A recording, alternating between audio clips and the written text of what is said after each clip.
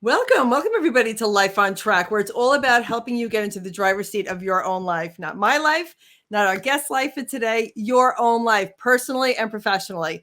I'm so excited for this. And you know, this show is based on the principles in my number one best-selling book, Work Love, which came out last year, about bringing love into the world, specifically the workplace. And it went number one bestseller right away because I believe the world is just craving more love and respect. There's so much craziness going on that we need to pour more love into this world, love and respect. And then the principles in this book that I love since 1937, Think and Grow Rich. The 13 principles in that book is an amazing design for life and personally and professionally. And I'm a contributing author in a book series called The 13 Steps to Riches, based on the 13 principles in Napoleon Hill's book, Think and Grow Rich, which is absolutely amazing. So, and you guys, I'm your host, Erin, and I'm so excited to tell you that the event, the Life on Track in-person event, the first one that we've ever done, was amazing. I had so much fun, and our guest today was there as well. She is absolutely incredible. I'm so blessed to have connected with this woman. She does amazing work in this world. You want to talk about a light worker. She is amazing, her and her husband. So let me bring her on. There you go. Hi, Ethel. Hi, Erin. I'm so excited that you're here. I want to read your bio. I don't want to leave anything out because the work you're doing is God's work, and it's important. And I wish everybody on the planet was doing even a little bit of the work that you're doing. This world would be such a beautiful place. All right, so everybody listen. Ethel Rucker is a wife, mother, grandmother, number one best-selling author, Amazon author, speaker, executive pastor, and marriage coach. She and her husband, Donald Rucker, founded a nonprofit called Christian Development Center, which is located in the city of Montclair, where they teach principles about family, faith, finances. Ethel has been married to her husband, Donald, for 39 years. She spearheads a women's ministry called Covenant Daughters of Destiny. She empowers women by helping them to see their value and worth. She works with her city to help eliminate homeless in her community. Ethel, you are absolutely amazing. Welcome to Life on Track. Thank you, Lauren, for having me. Thank you so much. So excited. I loved my conversation with you yesterday. I couldn't wait to bring you on the show today because literally the work that you do is so beautiful. So let me ask you the first question that I ask every expert for years. You know, I've been doing this for years. How did you get into doing what you're doing and why? Oh, wow. Well, I thought about that. When my kids were little, the homeless part, I remember I saw this lady on the street, Erin, and I was like, I wanted to take her home, and I did. I put her in my car, I took her home and gave her a shower, and I put her on the best dress that I want. You want to give people respect and honor and dignity. And I thought if I could do this for her, it'll maybe build her self-esteem and let her know she's worth, something, and God didn't create any junk, right? And so that started, and that was when my children were really little, because when you have a heart of compassion and you see people down and out, you want to give them a hand up. Yeah. And that's what we did. So that's really where it started. And then when I used to work for Bonita Unified School District, I was there when I transitioned full-time ministry. I went to my mayor and I asked him, I said, hey, what can we do to help you? How can we come alongside you and assist you? And he said to work with the homeless. So since I already had a heart to work for homeless, it just fit into what he was doing. So that was the beginning of the homeless initiative that we're doing right now. Wow. And you were called to do it. You were led to do it.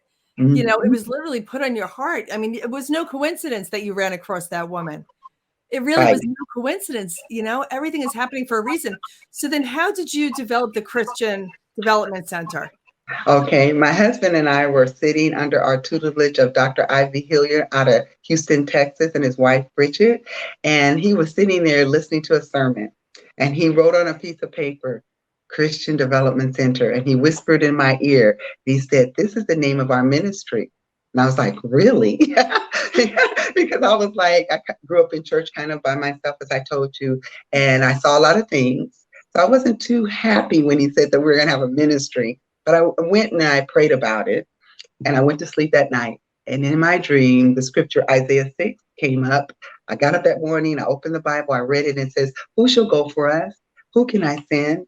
And can I send you and Donald, Ethel? And I said yes to the call. And so we've been doing this for 23 years. As far as ministry, together. But prior to him, I was working in church and helping teach with from the babies to the women to everything our pastor asked us to do. So it's been like my lifelong journey, I to say love the this. least. And you had a lifelong journey. You know, you and I spoke about that. You had an amazing journey, and you found God. You know, you always had God, but you found the calling, and you listened to Him. You listened. So, can you tell us more about that? You know, like your travels and your life. Oh, That's sure. Oh, sure, sure. Like you said, I grew up in church by myself, and so then I began to pursue, because what I did here was God loved us. And because I came from so much brokenness, which I shared with you yesterday, I had come from so much brokenness, so much dysfunction. When I heard that He loved me and He accepted me and He valued me, He gave me strategies in order to begin to learn to love myself and accept myself. And in that place, I began to just move out and help and serve. Because I remember what He said. He said, I didn't come to be served. I came to serve. So I took that literally. And I also took Him as my father. And He began to teach me and father me and cause me to be the person I am today, to love myself there, and I can love other people. And so some of those things led us to like starting the ministry. And the goal of mine is to have homes for women that come from domestic violence. That's a long-term goal that I still want. I'm still believing God for, and I'm still working towards, because women a lot of times are in situations because they have no way out financially and things like that. But if we can get them to a safe place where they can get the healing and the wholeness and the self-esteem building and confidence building, then I believe we can help them move their lives forward and their children's lives forward. That's one of the things that came out of that. Along with my husband and I, we teach financial literacy. We have an Enrooted Love ministry that was birthed, where we take 10 principles out of this book, which I'm sending you, and we'll be gifting to your audience, and turned our relationship from pain to pleasure, from pleasure to passion, and from passion to purpose. But I believe everything starts with love, self-awareness, learning your value and who you really are. Yes. And when somebody finds out who they really are, they become fully aligned with who they really are. This planet gets to be fun. We get to have fun, you know? Absolutely. And you help women, and I love this. I do the same thing, to believe in themselves, to have the confidence and believe that you can do, be, and have anything that you want. Don't let the world dictate that for you. Don't let anybody else dictate that for you, right? This is what Right. we teach. And in the world today, there's a whole war. You and I talked about this yesterday on faith, family, and finances. You know, like, Mhm. I really believe if you tear that down, faith, family, and finances, then we're easily controlled as a society. So that's why, I mean, divorce is through the roof. They want to take God out of everything. This financial conundrum, you know. So tell us about your work with the faith, family, and finances. I love this.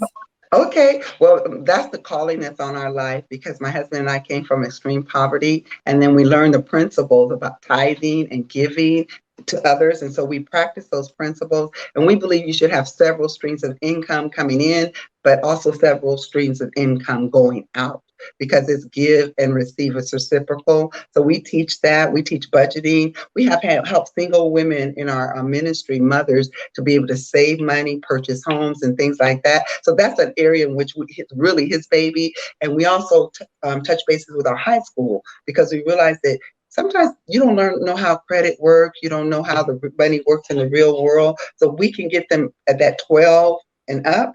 We can then give them principles about learning how credit works, money works in the real world, and all that kind of stuff, and educate them and teach them how to set goals and have dream board. All that we do within our financial literacy program that we offer.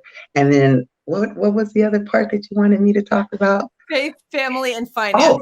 and then family is the foundation for everything. And so my husband and I really realized if we couldn't get together at home and get along, we wouldn't have anything to teach or share to other people. So we would practice these principles, loving each other, honoring each other, respecting each other, not belittling each other. We had to learn the rules of engagement. We do this when we start our workshops. We ask the question, we say, if your marriage was a business, would it be operating in the red or in the black?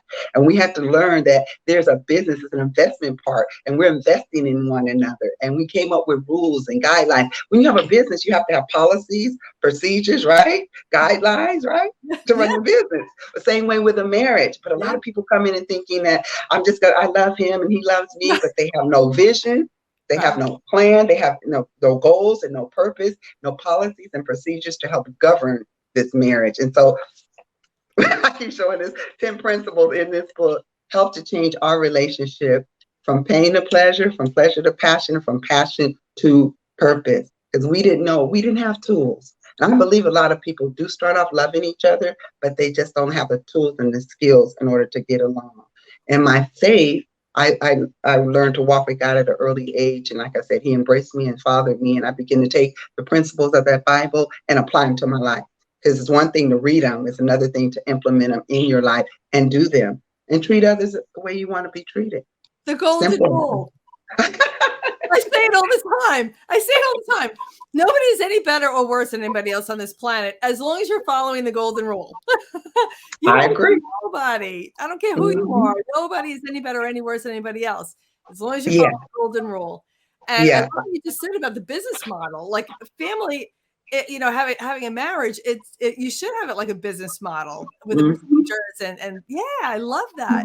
Because we all start off with love, and I love him, and he loves me, and all that love, and that's great, But when the respect starts to wane, and then you start taking each other for granted, if you don't have those tips and tools and tricks and procedures to fall back on, you're just kind of fading apart, and it's sad.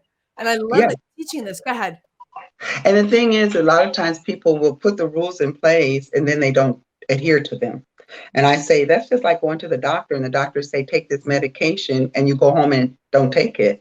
Well, it's the same way. You won't work. You won't get the help or the healing that you could if you implement that. So they come to our workshops and we're like, well, you got to take the information and you got to walk it out in your life. You got to apply it to get those results. We use a metaphor of a boxer.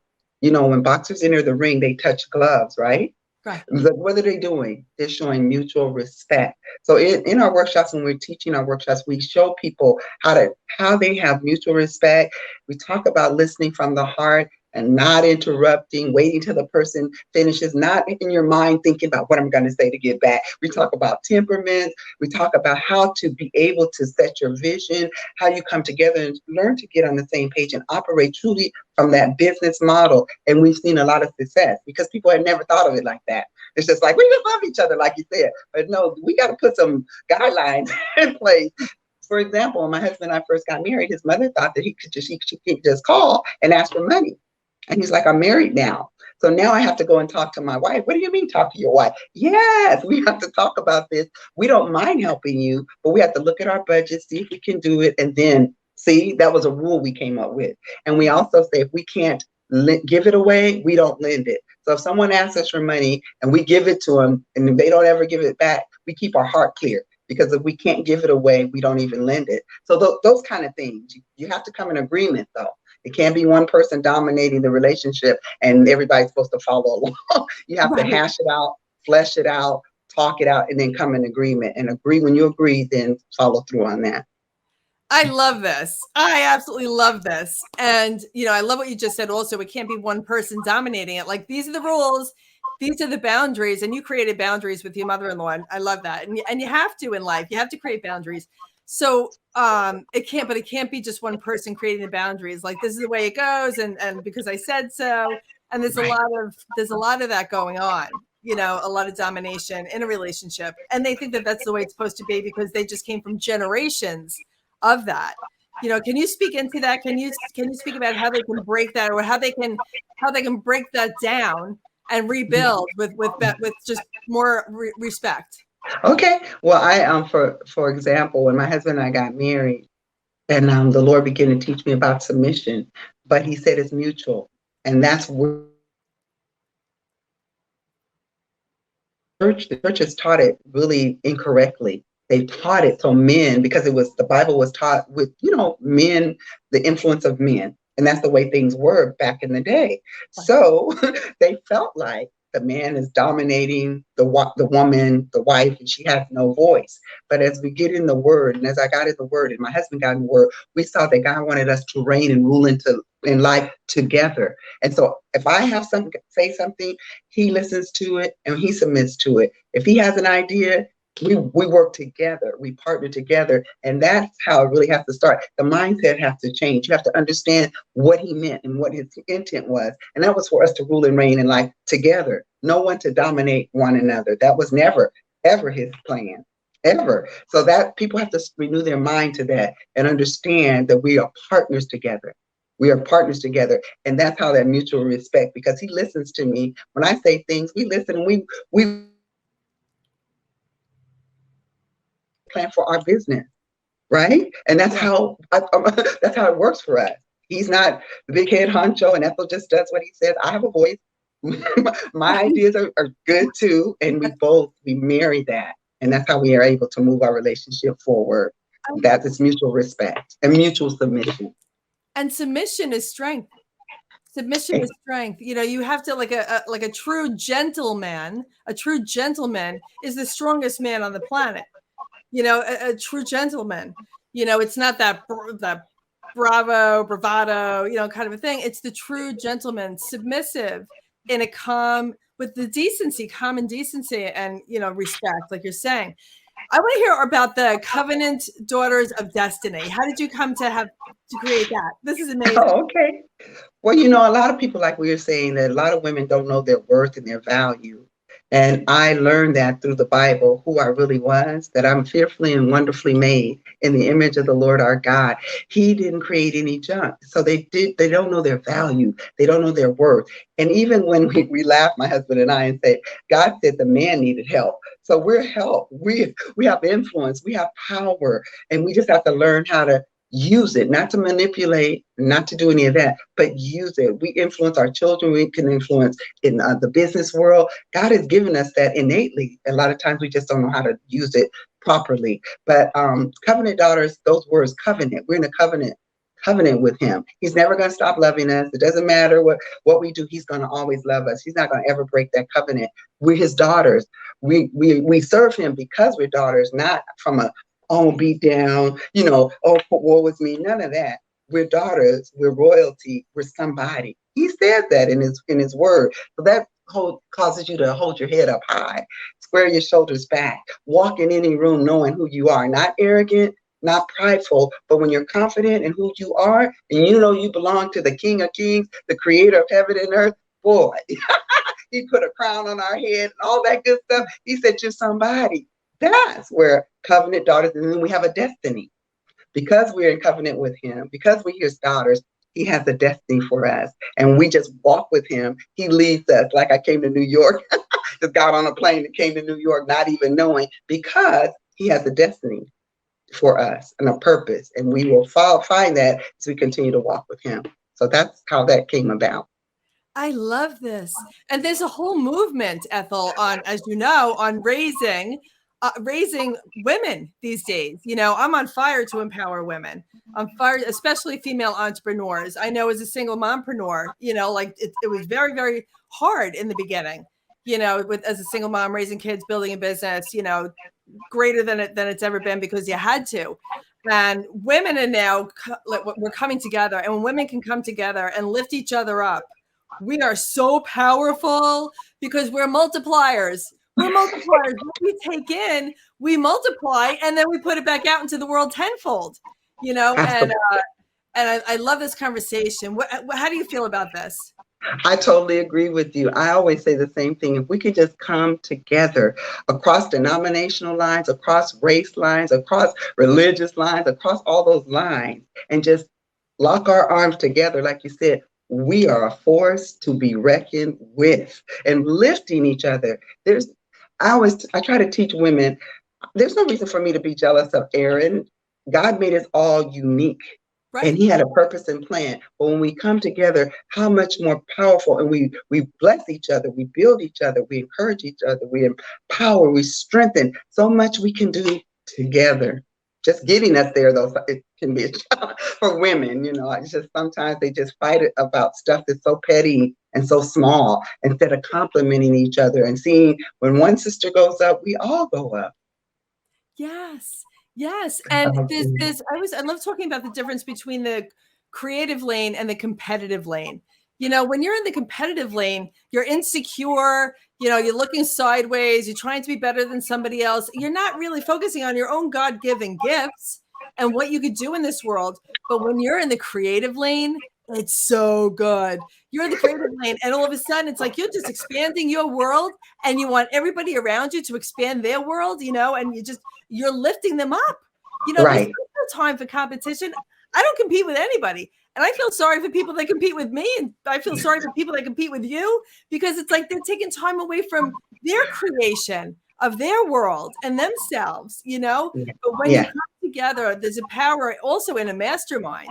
When you mastermind with other women, when we come together, Napoleon Hill says in the chapter on mastermind, 2 brains that come together create a third brain. 2 minds that come together create a third mind. And it's incredibly powerful, so there's so much strength. And I want women, don't worry about competition. Don't compete with anybody. It's a complete waste of time.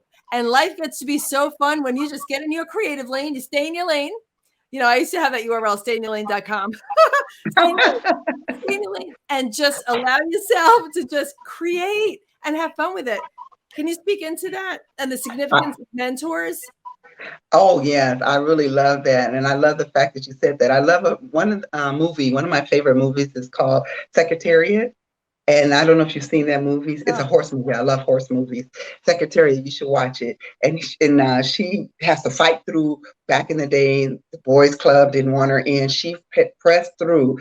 It's based on a true story by Disney too. And she saved her whole ranch because she went past. She pushed past all the obstacles that were telling her it wasn't enough money and she couldn't do it. She was a woman, right? She pushed past and saved her whole family and all that. It's really good. Secretariat. But in there, she said this. She said to the horse, I made it here and I'm happy. She said, it's time for you to run your race. And that's what I do. I run my race. I'm not running anybody else's race. I'm running the race that was set before me. And the person, like you said, I compete with is myself each day, wanting to be a better version of myself, wanting to grow that personal development for me. I'm not looking to the left or to the right. So mentors are important. Kyle Wilson is my business mentor. Dr. Miles Monroe, who's gone on to be with the Lord, he built a global ministry. He was a mentor. I don't know if you've heard of him, but I love him. And my husband is my mentor, because when I look at his life and how he overcome working in the cotton fields of Mississippi between the age 6, 7, and 8, somewhere around there, and 100-degree weather, not having a role model. As a father left, and he didn't have a role model to be the man that he is today, like you were saying, being gentle in his nature and his core. We give and take with each other. He respects me. I respect him. We respect women. He builds women. He's not threatened by them because he's man. He knows who he is. So he loves and he embraces and he encourages the women. Go for it. Be all you can be, And in the church world, sometimes it's like, oh, a woman can't be this. She can't preach. She can't be a bishop. That is not his heartbeat. So he's one of my mentors. I think that you need mentors, people who've gone a path and they can help you. I forget his name, but he said success is predictable. I can't think of his name. It may be Dennis Waitley. But anyway, one of those guys said success is predictable. So I think mentors have already trailblazed a lot of paths, and they can help us not to have to go through certain things if we listen and follow their advice. They are important.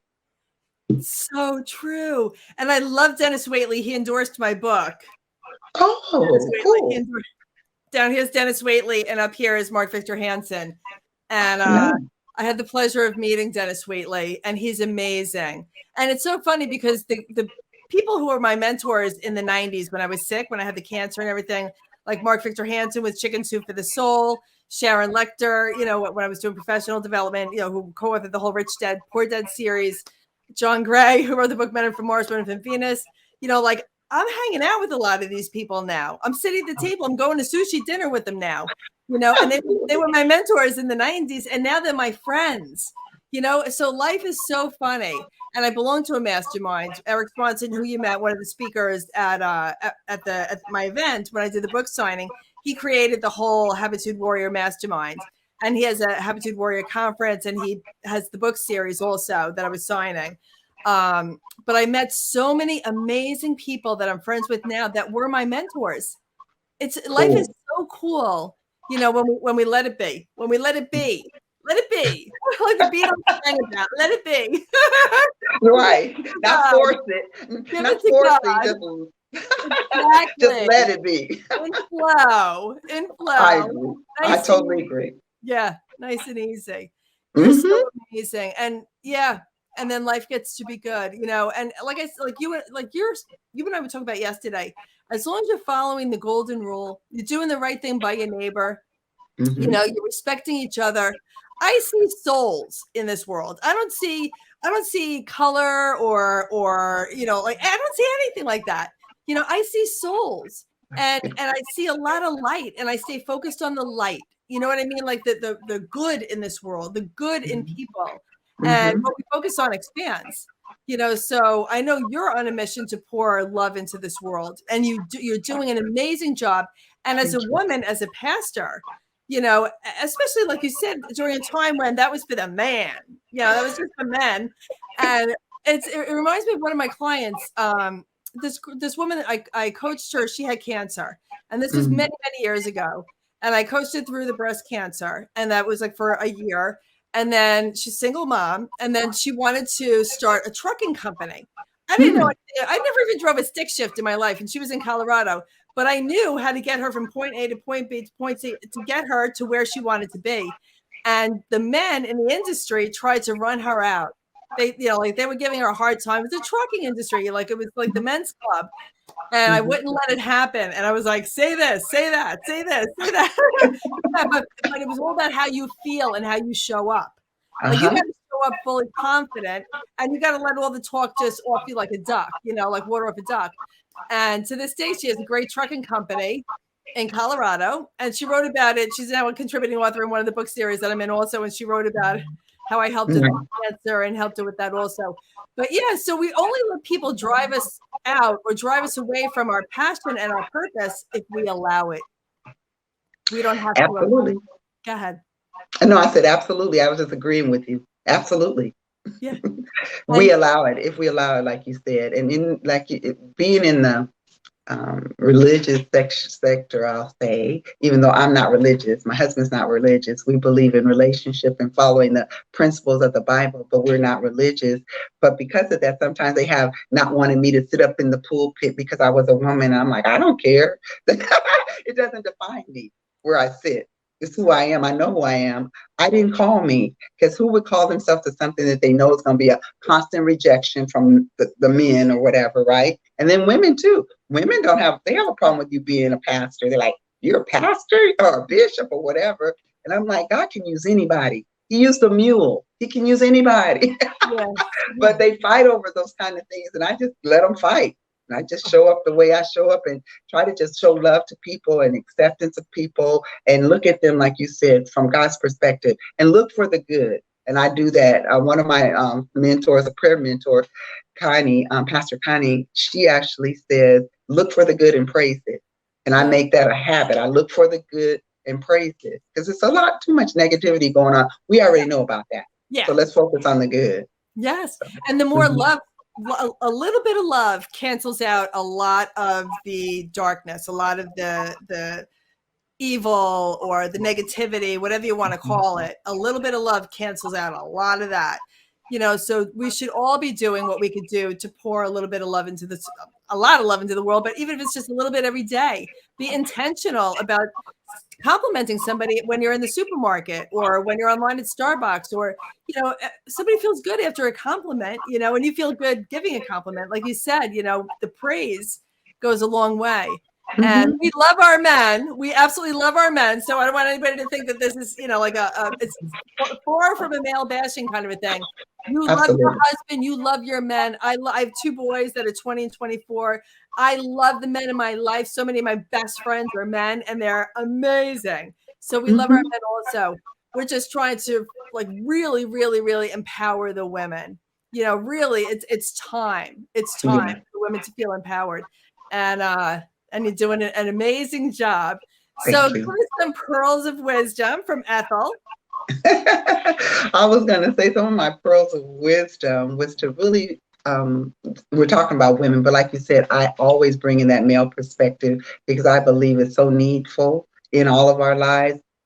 They help us to balance us, and they also help us with the logic, a lot of times the analytical portion. So you need both. And I too embrace my sons. I text them, I tell them I love them. When they see me, I give them a hug because I want them to know that I value their perspective. I value their insight. I value their wisdom. And I believe the words of pearls of wisdom would be really learning to becoming aware of who you really are and learning to love yourself from a healthy place so that you can give that love freely and unhindered to people that come into your life to help lift them. And it takes nothing away from you by lifting someone else up. And I just believe that as we know who we are and we become confident in who we are, we're not competing with anyone, only ourselves become better and just be able to make this place a better, this world a better place. If it's just a smile, if it's just a hug. And I tell people, find their purpose. If it's being a stay-at-home mom, an entrepreneur,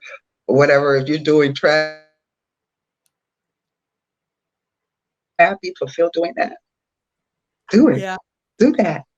That's it. That may be exactly what you were released into this planet to do. And when you find that thing, don't let anyone outbeat you doing it because you were created just for that purpose. So that's my pearls of wisdom. When we find our purpose, we love ourselves, we come into an awareness of who we really are. We're fearfully and wonderfully made and created in the image of God.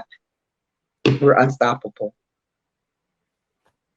Love it. I love it. I love it. I love it. I always say celebrate life and you'll have a life worth celebrating, right? Celebrate life Yeah. and you'll have a life worth celebrating. There's so much good to focus on. And what we focus on expands. So I want to talk about your free gift. Let's get into your free gift. The time went so fast with you. Can you hold up your book? I love it. I can't wait to Can you get see? I sent it out to you, so it's on its way to you. It's called From Misery to Marital Bliss. And in this tiny little book is 30 years of wisdom, 10 principles that revolutionize our relationship. These principles are universal because they talk about respect, honor, submission, calling those things that be not as though they were, vision, things like that, being friends to your husband, whatever. But the principles you can apply in business, raising your children, they're universal. So if they love to get this free gift, then they can go on to our website, www.christiandevelopmentcenter.org, and you leave me a message there. I will send it out to you. I That's how love you get it. I can't wait to get it. I can't wait to get it. Oh, This is thank you, Erin. so cool. This is so Thank cool. you. And the fact that you're a marriage coach, you know, you're the perfect one to be a marriage coach. You've been married for 40 years, happily married for 40 years, put together a plan, you know, that works. And now you can teach that to other people. You're a blessing in this world, Ethel. Thank You you. are a true blessing. So I want Thank everybody you. to run to christiandevelopmentcenter.org, check you out, definitely get the free book, get the book, and check out your work and see how they can get involved with you really also, you know, because the work you're doing is so beautiful. And I'm so glad that we connected, and I'm so glad that you came to the event. It was It was so good. amazing. It was amazing, Erin. Thank you. It was beautiful. I love the venue that you chose, the speakers that you chose, and just the setting. It was really nice. It was really, I felt rich. I said, Aw. whoa, I've arrived.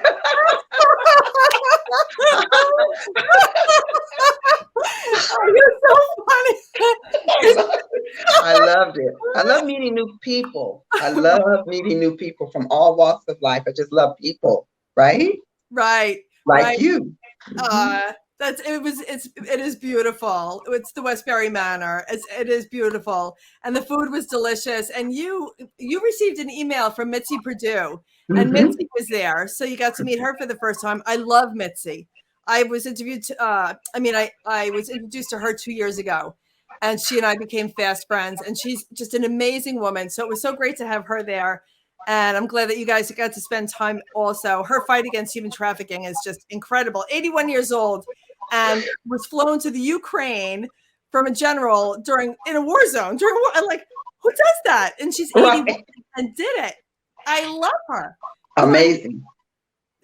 For anybody listening, if you don't think, if there's something that you believe that you can't do, rethink that. Because, I mean, Mitzi Perdue's 81 flying into a war zone to talk about what they can do in the Ukraine about the fight against human trafficking. Like, you can do, be, and have anything you want with the right mindset, with the right tools, with the right thinking. Stay positive, stay in gratitude. The bridge from fear to love is gratitude. That's the bridge from fear to love. I can talk to you all day long. You're so good. You're so good. Thank you. Thank you for having me. I really appreciate this, Erin. I really do. Thank you for this time. Thank you. Thank you. Thank you. You're welcome, but thank you. You're a blessing. And this interview is going to be going out Apple TV, Roku, Amazon Prime, like all the big online streaming TV shows, as well as my social media. So on Facebook and Instagram and on YouTube, I have a new YouTube channel. So hit the subscribe button on YouTube that I just started. I'm 56. I'm like, hit the YouTube subscribe button. You know, it's I'm excited for all of this. I'm excited for all of it. So thank you again, Ethel. Thank you. And everybody, have a magnificent day, and always remember to live onward and upward. Love you. Bye.